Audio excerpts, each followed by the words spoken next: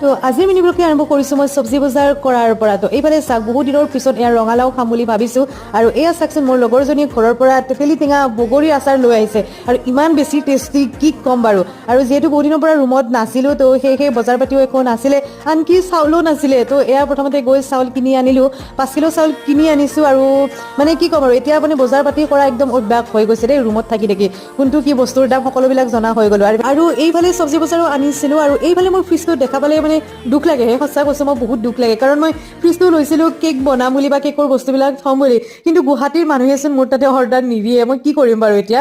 তথাপি যদি আপোনালোকে গুৱাহাটীৰ কোনোবাই চাই আছে অৰ্ডাৰ কৰিব। গুৱাহাটীৰ যিটো ৰেট চলি আছে কেকৰ তাতকৈ বহুত কমতে পাব। আৰু এইটো নহয় যে কমতে বেয়া বস্তু দিছো, পিয়ৰ হাইজেনিক কেক আপোনালোকে খাব পাৰিব। আৰু আজিকালি মানে মোৰ ধৈৰ্য শক্তিটো একেবাৰে নোহোৱা হৈ গৈছে। এই চাকচোন তেলৰ পেকেটটোৱে যেন মই হেঁচি তুলি এবাৰতে তেলখিনি ভৰাই দিম তেনেকুৱা হৈছে।